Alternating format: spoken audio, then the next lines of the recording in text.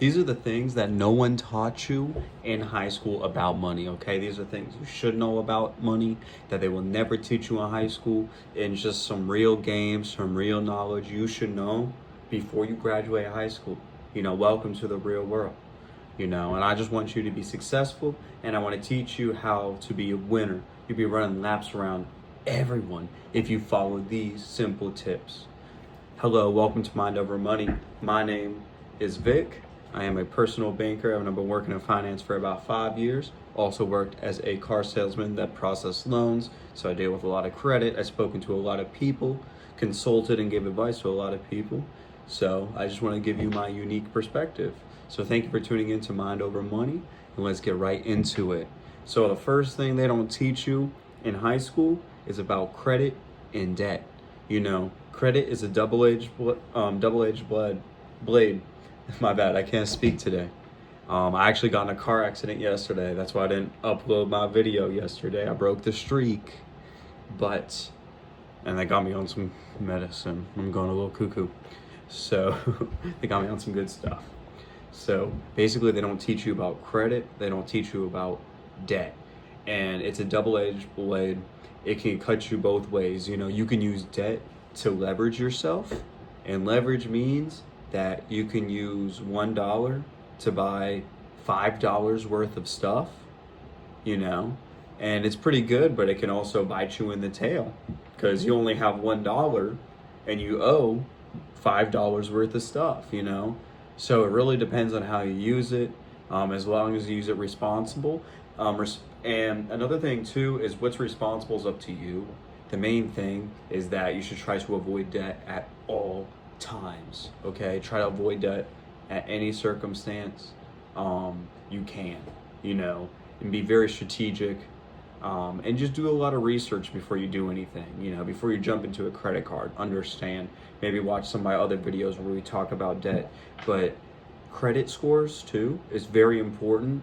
It's going to last for pretty much forever, so it's really good to have a good credit score. It makes life a whole bunch easier, and you actually don't have to get into debt to build credit. You can do secured loans in a secured card.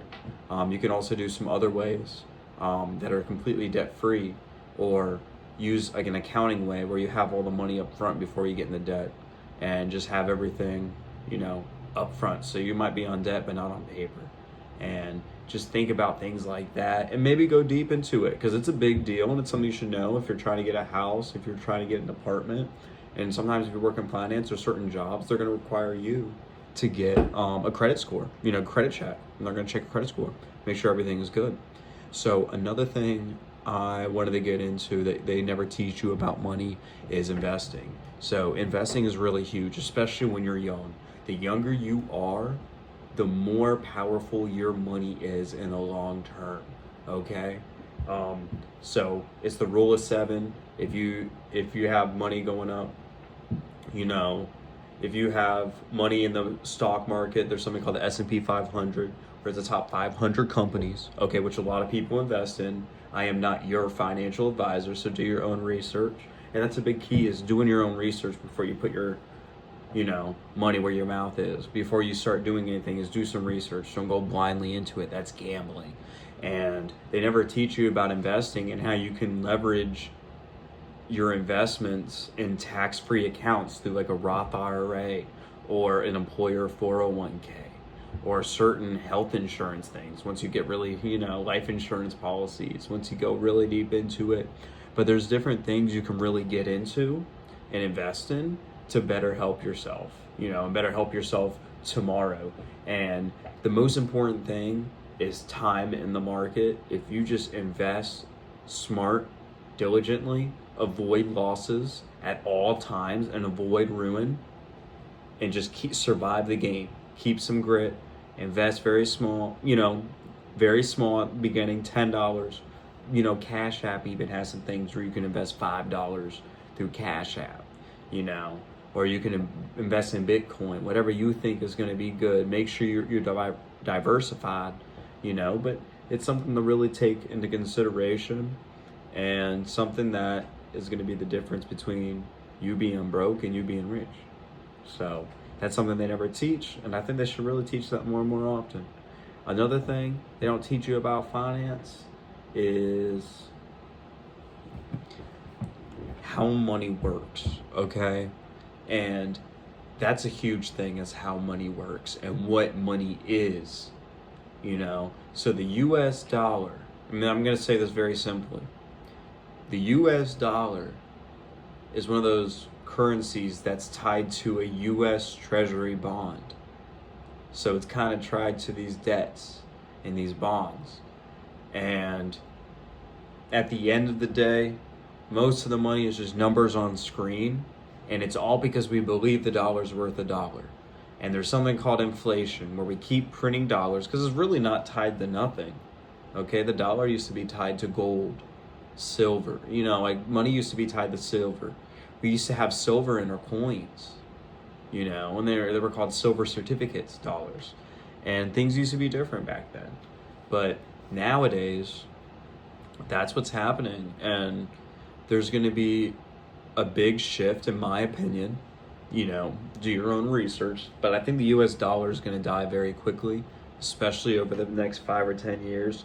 And it's finding a way for you to leverage yourself, whether that's through gold, whether that's through silver, whether that's through Bitcoin, whether that's through Ethereum, you know, whether that's through companies, you know, whether that's through land, whether that, you know, whatever you think it'll be, you know. But I think the US dollar is going to get weaker and weaker. So that's just something I would strongly look into, inflation and how to fight inflation.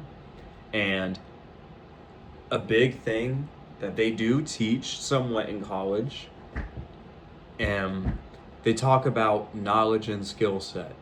And I feel like nowadays there is a better shift where, you know, a lot of people are thinking college isn't for them. Or a lot of people are thinking, you know, let me go to trade school. Or let me go to community college. Or let me go straight into the workforce. The main thing you should be worried about is in the right industries. It's not fair.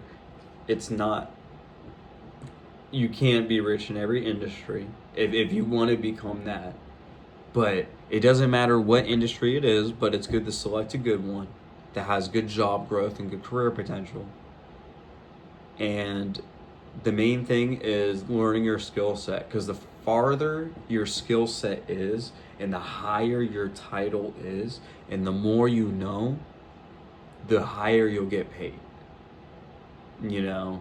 And that's not always getting a degree. That could be through certifications.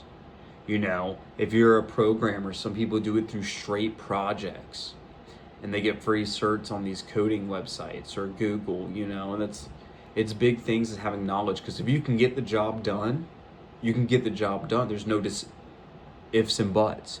You don't have to go to college and be an engineer to work as a handyman and engineer, you know, build a deck.